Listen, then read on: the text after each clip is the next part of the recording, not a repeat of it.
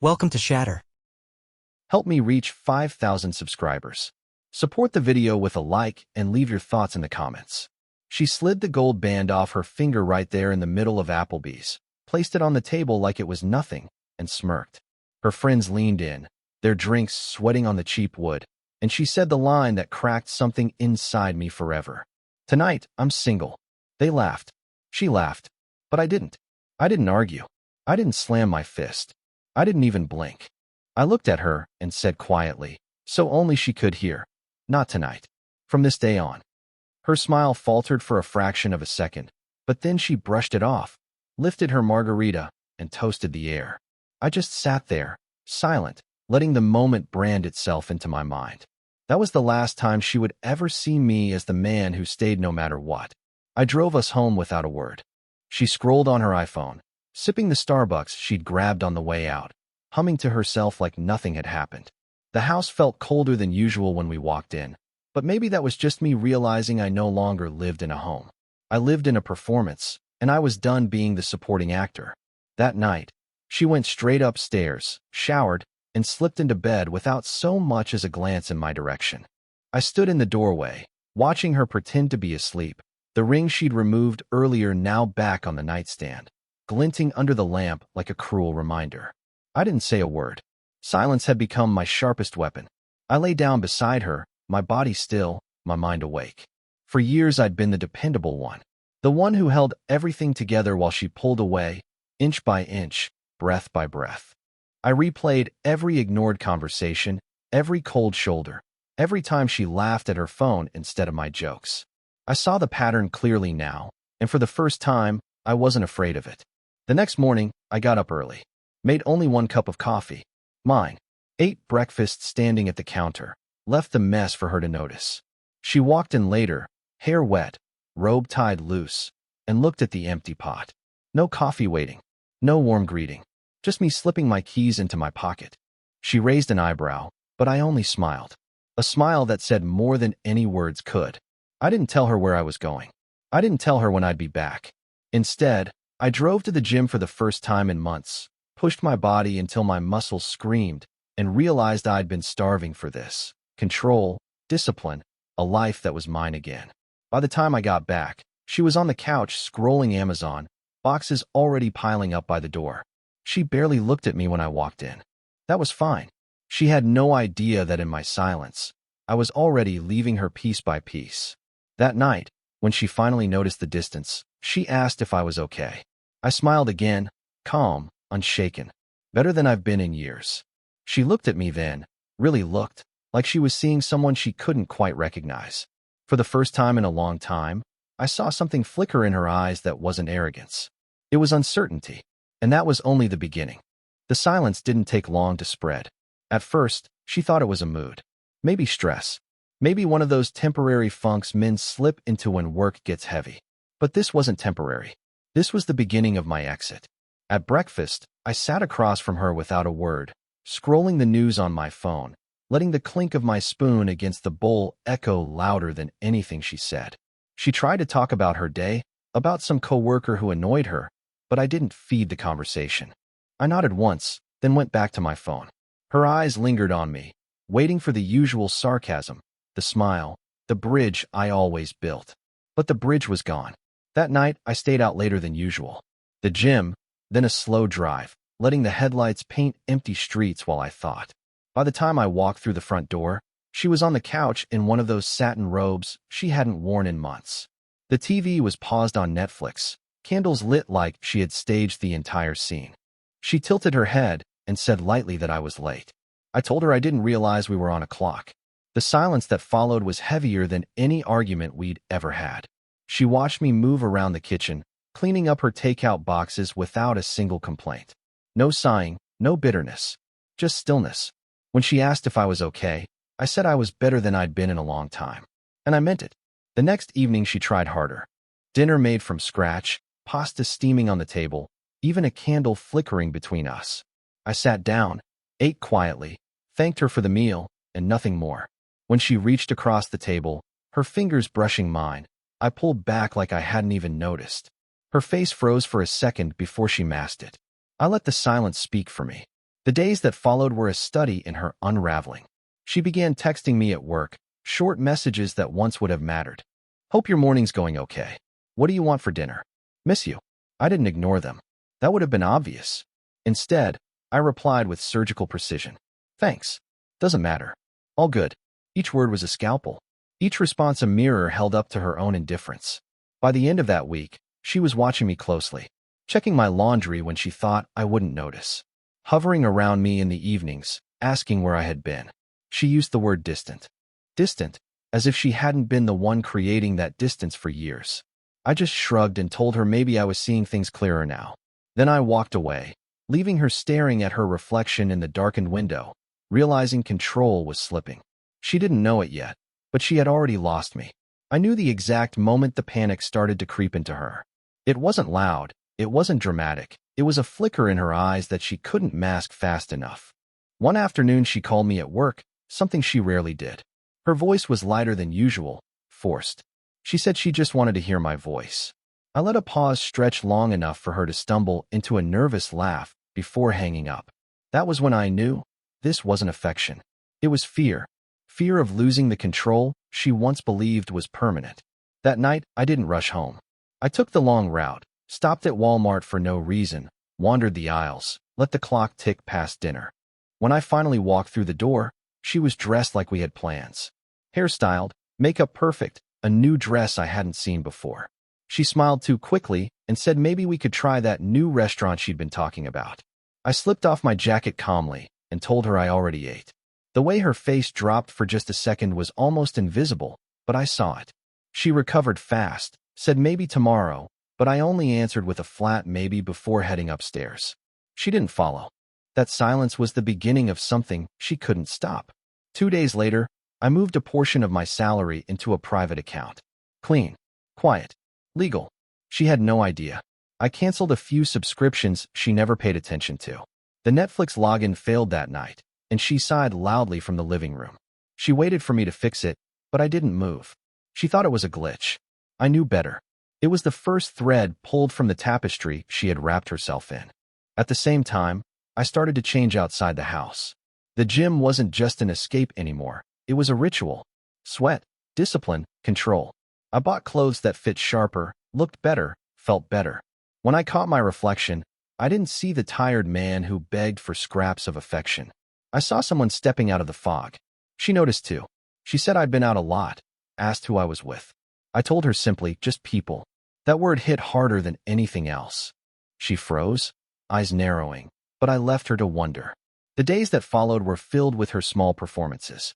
Cooking meals she never used to cook, lighting candles, sending texts she hadn't sent in years. But I gave her nothing in return. Only politeness. Only distance. She began to feel invisible in the same house where she once made me disappear. And in that silence, I watched her cracks spread wider, her control slipping through her fingers one day at a time. I didn't go looking for proof that night. I already had enough reasons to be done. But when her phone lit up on the counter while she was upstairs, something inside me shifted. This wasn't desperation. This wasn't jealousy. It was clarity.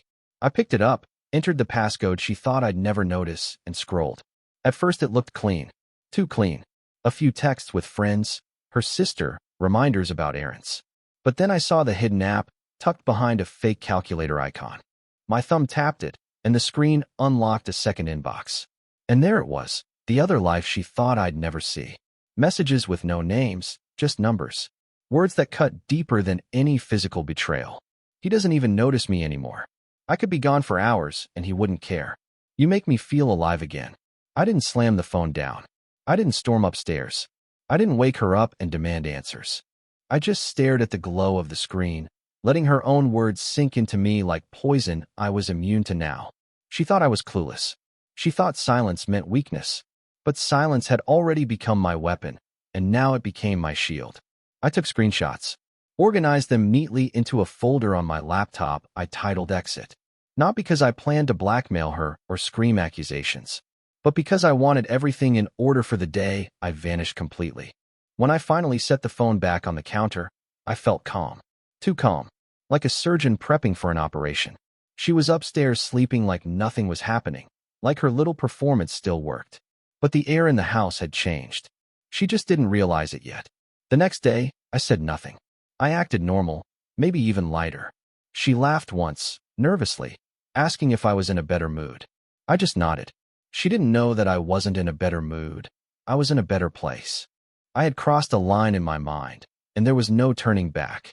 That evening she tried again, putting on a dress she knew I used to love, pouring wine, dimming the lights. She asked if I remembered how things used to be. I told her quietly, yes, I remember everything. Then I finished my glass, set it down, and left the room. She stood there in the silence she once used as a weapon. Only now it was mine, and she had no idea how much of it was still to come. She began hovering around me like I was a stranger she couldn't quite figure out. Not angry, not accusing, just uneasy. Her eyes followed me from room to room, searching for the husband she once commanded with ease. But that man was gone. I'd stopped orbiting her, and now she didn't know how to exist without the gravity she'd taken for granted. One night she sat at her vanity, brushing her hair, her voice too casual when she said I'd been weird lately. I told her maybe I was just seeing things clearer now. She froze mid-stroke, catching my reflection in the mirror, but by the time she turned her head, I was already walking out of the room. The next morning, I booked an appointment with a divorce attorney. Not to file. Not yet. Just to know my options, to draw the map before I made the move. Sitting in that office, explaining the situation to a stranger in a pressed suit, felt like oxygen-filling lungs that had been drowning for years. I didn't need revenge. I didn't even want justice. I wanted freedom. That night she tried again. Dinner, candles, music from a playlist we hadn't listened to in years. She told me it felt nice. I nodded, said it did, then carried my plate to the sink and washed it without looking at her. No kiss, no thanks, no performance. The silence afterward felt heavier than any argument we'd ever had. Later, I logged into our shared bank account and transferred my half into a private account. Legally. Quietly. She didn't notice. Not that night. But soon she would. She'd always thought control came from withholding affection. She was about to learn that real control comes from cutting off access. I started selling things too. Small, unnoticeable items at first. A watch she never paid attention to, old electronics, a few tools I'd upgraded. Cash flowed quietly into my pocket. I listed more on Facebook Marketplace. Each pickup one more thread I severed from the life she thought was secure. Around this time, she began testing me in new ways. Sliding into bed in lingerie instead of the worn-out t-shirts she normally wore. Touches that lingered longer, smiles that tried too hard. I stayed polite, courteous, but detached. She wasn't the center anymore, not even close. And that's when the paranoia started. I caught her checking my pockets when she folded laundry, her eyes scanning receipts I'd left on the counter. She thought maybe I was seeing someone else. She thought maybe I was cheating. The irony nearly made me laugh. I wasn't cheating. I wasn't even looking. I was simply living again. And the scariest part for her was realizing she no longer knew how to control a man who wasn't hers anymore. The paranoia grew faster than I expected. She started leaving her phone face down on the table, slipping it into her pocket, even to walk into the kitchen. Her laughter from the bathroom carried through the walls, muffled and private, but different. Lighter, younger, not meant for me. I didn't need to ask. Patterns repeat, and I'd already learned how to read them. One evening I came home later than usual. I'd stopped at Target on the way back, grabbed a few things I didn't really need, just to let more time pass. When I walked through the door, she was standing in the living room in a dress that looked too deliberate. Makeup done, wine poured, candles lit. She asked if I wanted to go out, said maybe Olive Garden or somewhere nice, just the two of us. I told her calmly that I'd already eaten. The way her shoulders slumped before she caught herself said more than any words could. Later that night, while she slept, I opened my laptop and pulled up the folder I'd named Exit.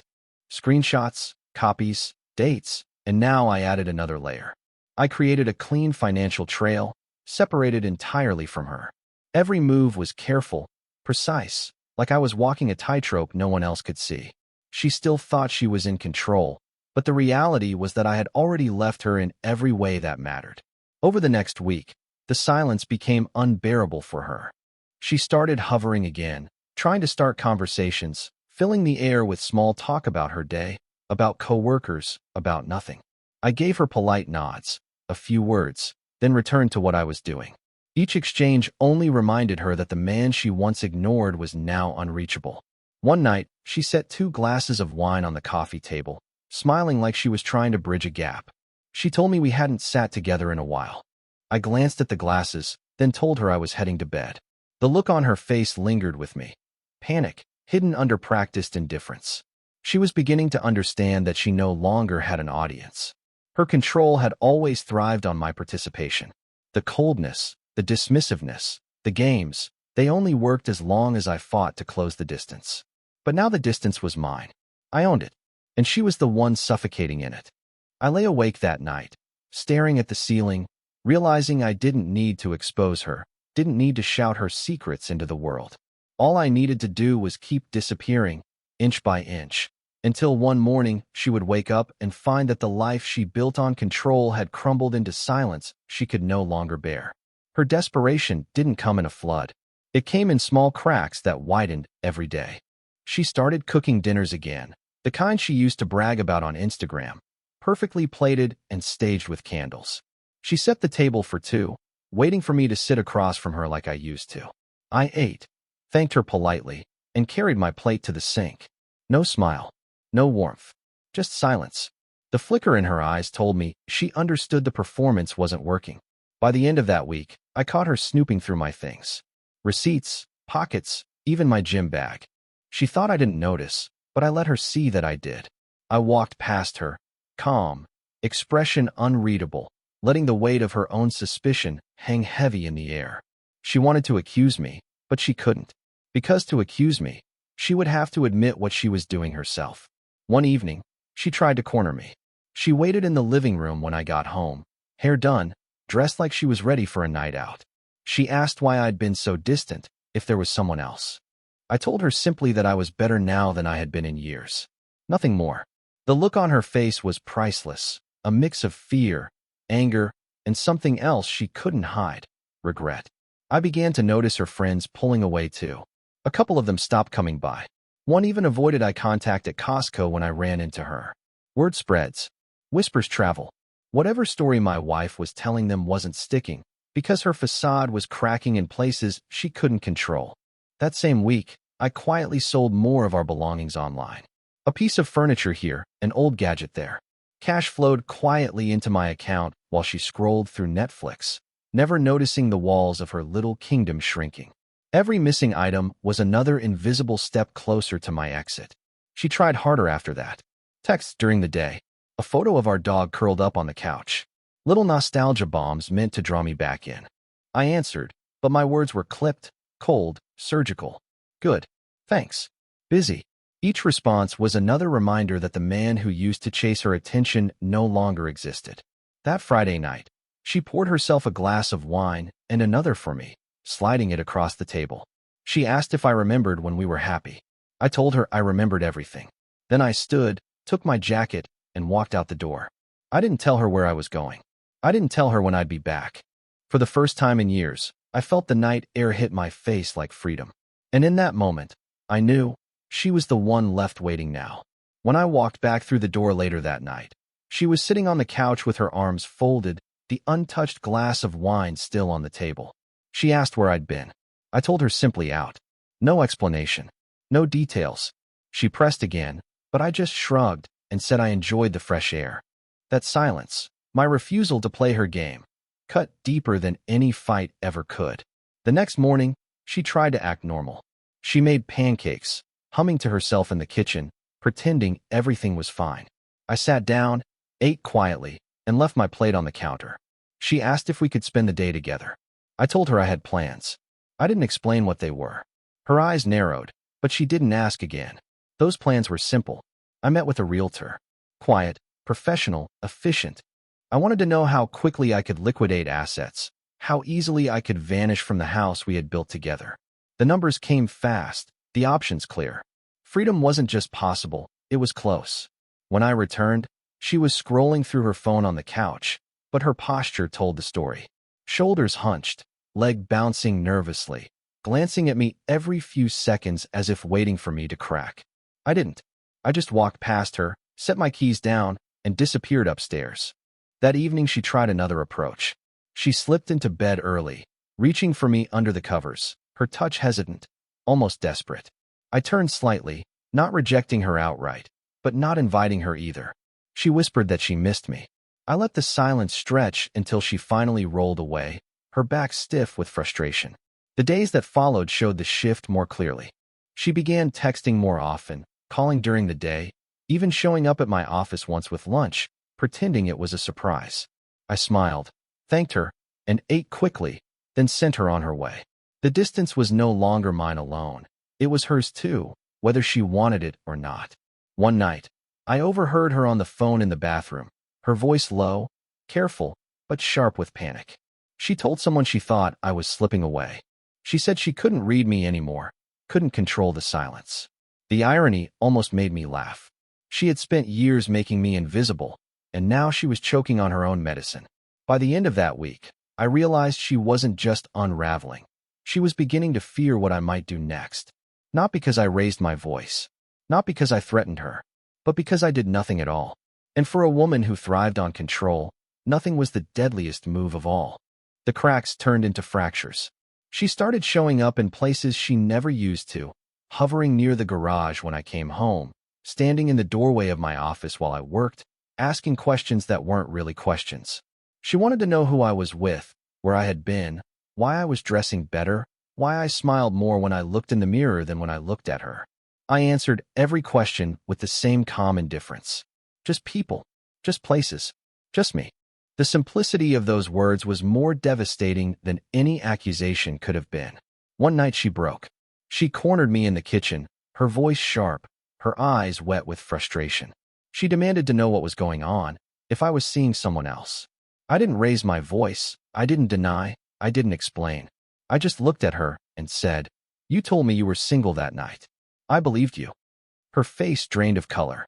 She tried to backpedal, tried to laugh it off, but the silence that followed swallowed her whole.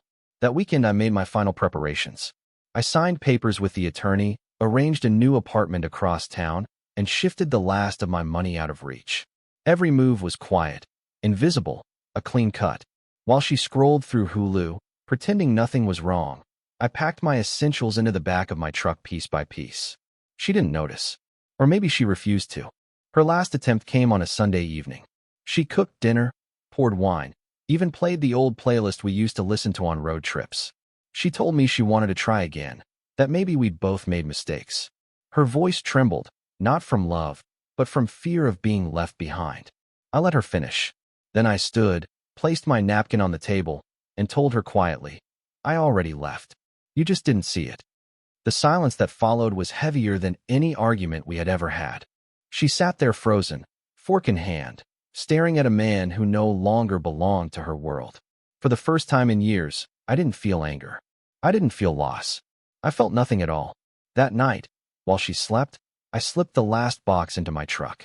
I stood in the doorway for a moment, looking at the house that had once been ours. Then I closed the door behind me without a sound. She wanted independence. Now she had it. Only it came in a form she never expected, my absence. The first morning in my new apartment was quiet in a way I hadn't felt in years. No tension humming under the walls, no footsteps pacing upstairs, no phone buzzing with secrets she thought I'd never find. Just sunlight through half-closed blinds and the sound of my own breathing. I brewed a single cup of coffee, leaned against the counter, and realized this was what freedom actually tasted like. I didn't leave a note. I didn't leave explanations. She would wake up to an empty driveway, half the closet gone, documents missing from the safe, and bank accounts balanced to the cent. No mess. No chaos. Just absence. She'd know exactly what had happened without a single word from me. By midday, my phone started buzzing. First a text, then a call, then another. I let them stack up, unread and unanswered. She said she didn't understand, said we could fix it, said she loved me. Each message shorter than the last, panic lacing through her words. She wasn't sorry for the betrayal. She was sorry for losing control. And I gave her nothing in return. That night, I drove past the old house once, just to see it from the outside. The lights were on, every room glowing like she was trying to fight off the darkness pressing in. I didn't stop. I didn't knock. I didn't care. For years I had lived as a ghost inside those walls, and now she was the one haunted by silence. Days turned into weeks, and I never went back. She reached out through mutual friends, tried to corner me through family, even left a letter at my office. I didn't open it. The man she used to know would have read every word, searched for hope in the ashes. That man was gone.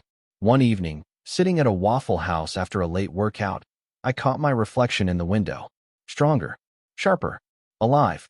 A stranger sat across from me in that glass, but a stranger I finally recognized. I had returned to the man I was before her, only colder, smarter, untouchable. She once slipped off her ring and smirked that she was single for a night. But I was the one who made it permanent. And the last words I ever left her with weren't shouted in anger. They were whispered in calm certainty. I didn't disappear. I just stopped showing up where I wasn't respected. And in the silence that followed, I knew she finally heard me louder than ever. Support the channel by liking, commenting, and subscribing. I promise even more interesting stories.